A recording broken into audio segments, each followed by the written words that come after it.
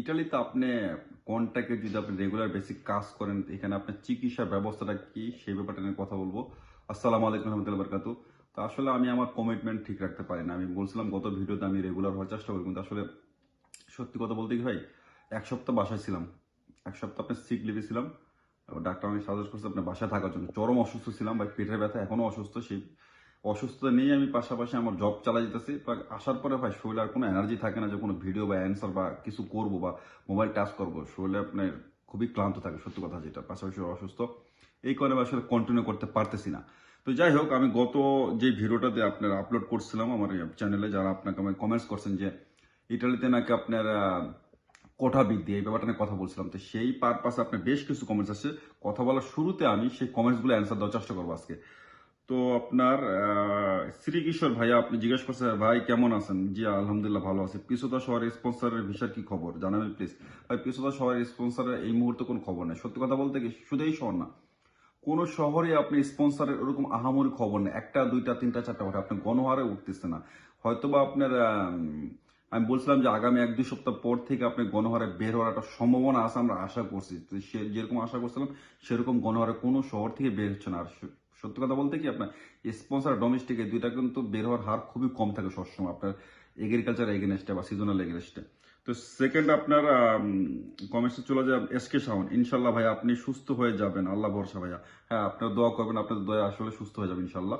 ধন্যবাদ শাওন ভাই, আপনি বেশ ভালো কমেন্টস করেন আমাকে। তারপর লাগছে ইউজার, এটা আপনার নামটা না। আসসালামু আলাইকুম ভাইয়া, কেমন আছেন ভাইয়া? 2024 নুরস্তার কি প্রমোটার জানাবেন ভাইয়া। এটা সম্ভবত সাইফুল ভাই, এটা সাইফুল ভাই ওনার ইউজার। এটা থেকে বেশ কিছু কমেন্টস আছে সাইফুল ভাই। তো সাইফুল ভাই ওয়ালাইকুম আসসালাম রহমতুল্লাহ বারকাতু। ভাইয়া আসি মোটামুটি, আপনাদের তো আলহামদুলিল্লাহ ভালোই আছে এখন মোটামুটি।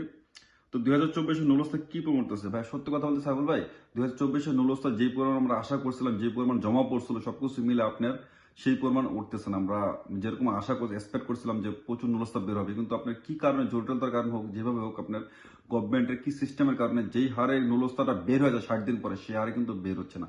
যারাই বলতেছে হয়তো বাড়তি কথা বলতেছে, একটা দুইটা নুলস্তা খুব আমার কাছে আছে এরকম, অনেকেই বলতেছে, কমেন্টস করতেছে বা জানাচ্ছে পার্সোনালি যে আমি ভাই পাইছি বা উঠতেছে, কিন্তু সেই হারে কিন্তু উঠতেছে না। সত্যি কথা বলতে 2024 যদি আপনি স্পন্সর ডোমেস্টিকে দিয়ে থাকেন তাহলে তো এটা অনেকটা আর কি মানে কঠিন ব্যাপার, আপনার নুলস্তা কবে বের হবে। কিন্তু যদি আপনার সিজনালে জমা দিয়ে থাকে কেউ, তাহলে হয়তো বা কিছুটা আশা করতে পারবে যে বের হচ্ছে। কিন্তু হ্যাঁ, বের হচ্ছে এটা সত্য কথা।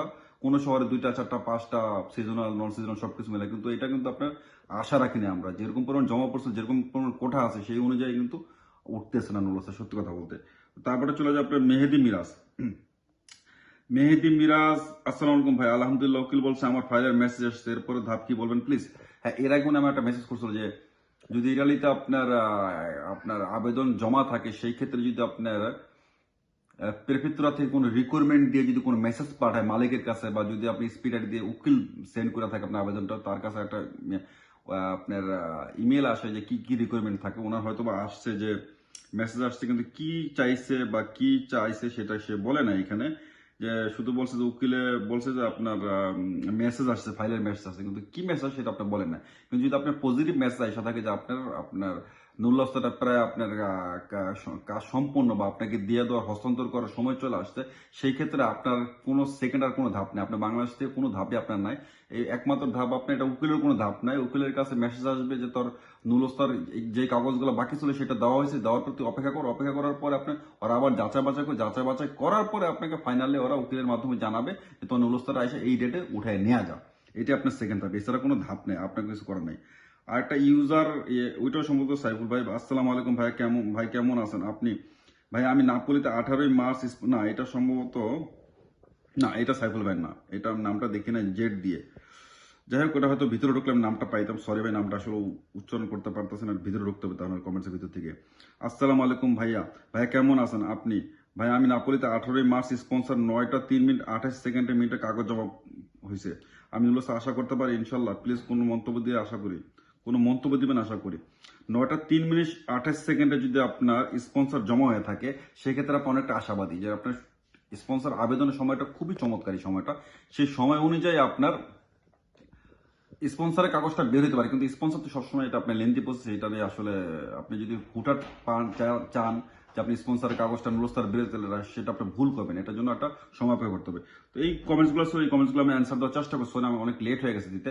যাই হোক, তো আমি যে 1 সপ্তাহ বাসায় ছিলাম সিক লিভে, সেটা নিয়ে কথা বলবো যে আপনি যদি ইতালিতে যখন রেগুলার বেসে কাজ করবেন কোনো কন্ট্রাক্টে কোনো কোম্পানিতে, সেটা সবচেয়ে ভালো কোনো ইটালিয়ান কোম্পানি জব করেন, সেই ক্ষেত্রে আপনি যখন সিক লিভে আপনি অসুস্থ থাকবেন, সেই ক্ষেত্রে আপনাকে ডাক্তার যদি সাজেস্ট করে বাসা থাকার জন্য, এটাকে আমরা বলি মালাতিয়া, যখন আপনাকে মালাতিয়া পাঠাবে 1 সপ্তাহ 3 দিন হোক 4 দিন হোক, বিভিন্ন কোম্পানি বিভিন্ন ক্যাটাগরি, যেরকম আপনার বড় কোম্পানি এসপিআই, এসআরএল তার চেয়ে একটু ছোট, এসএনসি তার চার একটু ছোট, কুটির শিল্প টাইপসের, এই জাতীয় কোম্পানি যে আপনার বেসিক ক্যাটাগরি আপনার, এটা পার্মানেন্ট কন্ট্রাক্ট, এটা যখন আপনার টেম্পোরারি কন্ট্রাক্ট, যে কোনো কন্ট্রাক্ট করতে পারবেন। যখন অসুস্থ থাকবেন, আপনি ডাক্তার যখন সাজেস্ট করবে বাসা থাকার জন্য, সেই সাজেস্ট অনুযায়ী আপনাকে একটা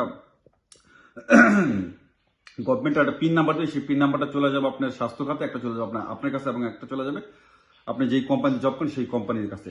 তো আপনি যখন যতক্ষণ দিন পর্যন্ত বাসা থাকবেন, আপনাকে 100% গভর্নমেন্ট পে করবে। এটা গভর্নমেন্ট কিছুটা পে করবে, কিছুটা আপনাকে আপনার কোম্পানি পে করবে।